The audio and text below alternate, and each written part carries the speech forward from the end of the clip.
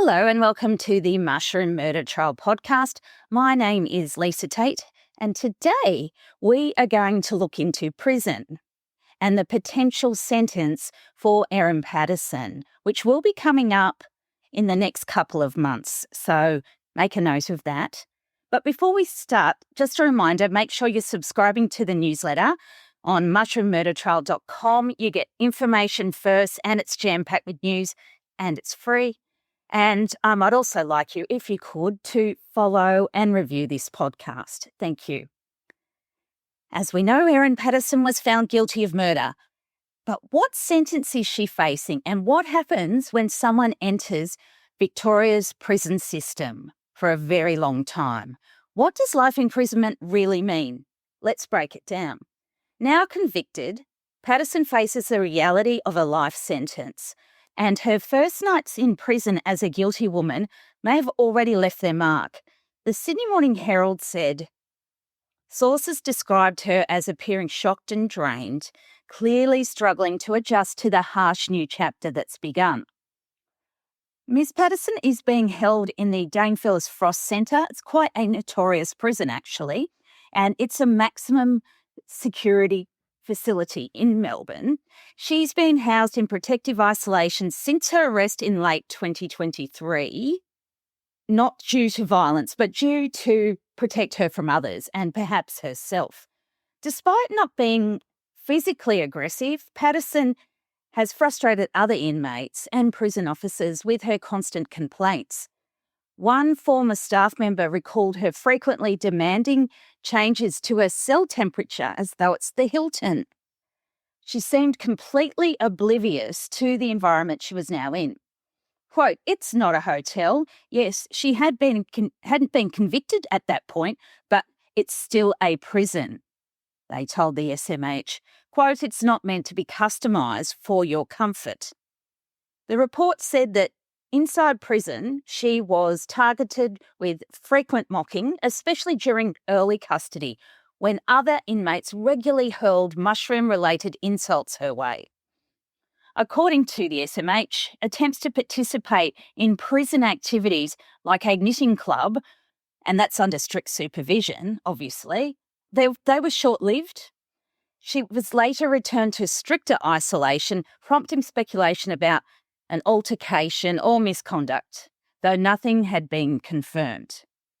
Her only visible support during the trial came from her online acquaintance, Ali Rose Pryor, who she met through the True Crime Facebook group.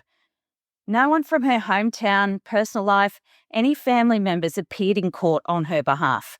I think that's very telling, just in my opinion. Even her closest social circle appears to have existed more online than in person. Now, during the trial in Morwell, on weekends she was transported back and forth from Dame Phyllis Frost every weekend, but she was staying in local holding cells with minimal amenities during the week. Now, she became really frustrated with her lack of access to legal documents and her bedding. Miss Patterson's complaints became a feature of the proceedings at the start.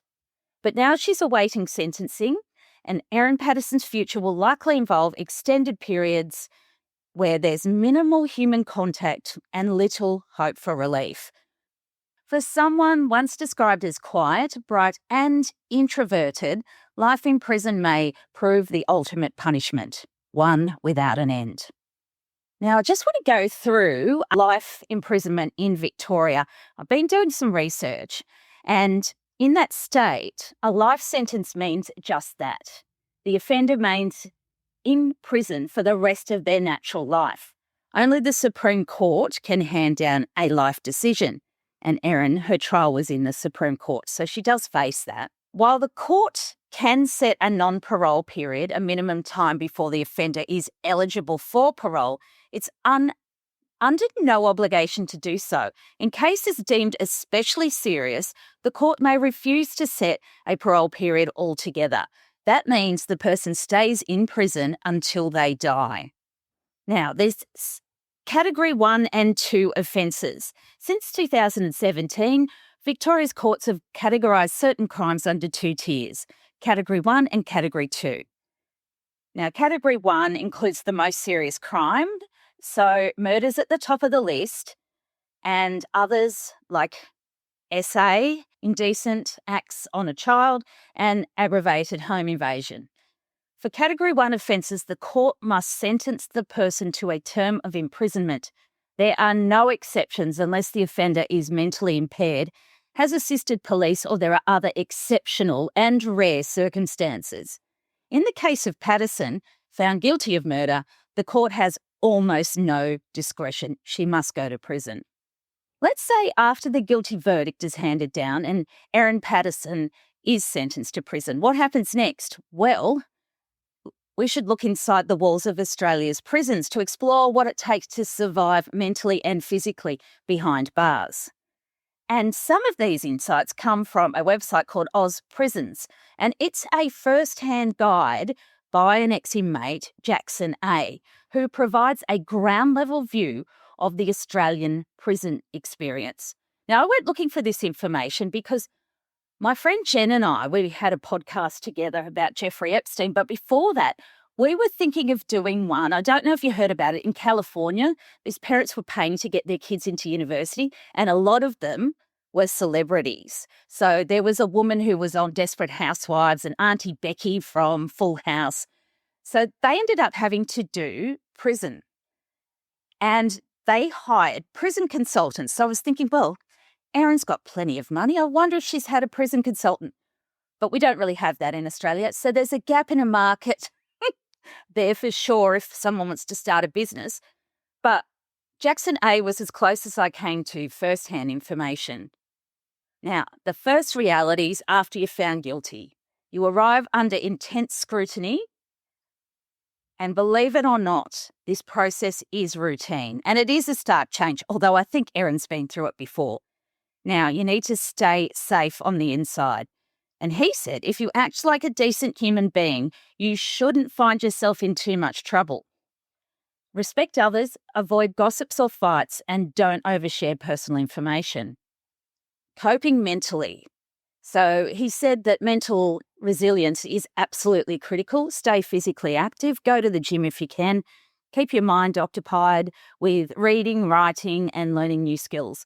And hold on to connections with families, calls, letters, and visits. Help maintain your mental well-being. So the author, an ex-inmate with time in New South Wales prisons, reassures that while our jails can be rough and there are fights and stabbings, random or unprovoked attacks are uncommon. So get your notebook out. This is how you stay safe. Don't act tough in prison, so avoid initiating fights or challenging the established pecking order. Be respectful, show basic courtesy to fellow inmates. Empathy goes a long way. Avoid owing money or drugs, debts, especially for contraband. Avoid owing money or drugs. That's self-explanatory, isn't it? Make friends, but avoid snitching. Allies offer protection and companionship. Being labelled a dog, so that's if your dog is dangerous. Be smart around phones and privacy. Learn jail-specific etiquette, like queuing properly for phones and not invading others' space. And avoid protective custody unless absolutely necessary. Known as the boneyard, it often houses sex offenders. Claiming fear without cause can lead to isolation with suspicion. So usually conflict stems from debts, drugs, theft, or disrespect, not random aggression. From the author's experience, he said he never experienced direct threats when he followed the guidelines. Safety is largely a result of common sense, respect, and avoiding conflicts. So that is fascinating, isn't it? And he said, steer clear of that unnecessary isolation. So when you first go in and they say to you, do you have any fears for your safety? He said that don't say yes unless you really are worried. And he said a lot of the time that's for SA offenders. So another thing that's happened, and this was from the SMH article as well, parasocial supporters. Now, they're people who identify with the case very strongly. And obsessives, according to the SMH, they're gathering online Like many figures central to a sensational crime, Patterson would begin receiving love letters inside prison. Others showed up for the trial itself, just to gawk at her from a distance. Now, you may think that love letters is a stretch, but no, on my YouTube channel for the Mushroom Murder Trial podcast, I 3 weeks ago got this message and I thought it was just someone, I don't know, trolling me or trying to get attention, but maybe not. It said, many are closely following this case, drawn in by its salacious twists, a beautiful woman, a deadly scheme, and a near-perfect escape. It has all the makings of a modern-day femme fatale story. Femme fatale story. So if we understand Erin's potential future in prison, and if she's incarcerated for life, it's going to be really difficult for her. It's going to be challenging, rigid, and emotionally taxing. But that's my quick briefing on prison survival in Australia, from preparation to psychological endurance. And because Erin is likely on the inside, this is the environment she will stay in. So thanks for listening today. For more information, visit my website, mushroommurdertrial.com. Make sure you subscribe to my newsletter there as well. Plus, I'm on Instagram. All my social media, they're down the bottom in the show notes, so you can click on there if you'd like to engage. And I'd like to also welcome everyone who's come this way from YouTube. Thank you so much for joining us. Now, I'll also put links in the show notes to all my social media accounts. And if you feel like rewarding me for the thousands of hours I've spent on this work, you can buy me a coffee for a one-off $5 as a thank you. The link is in the show notes, but only if you can afford it. The greatest honour is your time, because we're all so busy these days. Also, this week, I have one of the authors of the upcoming Erin Patterson books coming out, Duncan McNabb. I just have to work out what day it is. I have to negotiate studio time and things. So that is exciting. He's on Instagram as well if you want to see the kind of work he's done. Roger Rogerson, he's done a book on him. Fascinating guy. So he's been following Erin from the start, and he's got a book coming out very, very soon. So stay tuned as we continue to explore every angle of this case, from the courtroom to Erin's life. My name's Lisa, and thank you for listening to the Mushroom Murder Trial podcast. Thanks. Bye.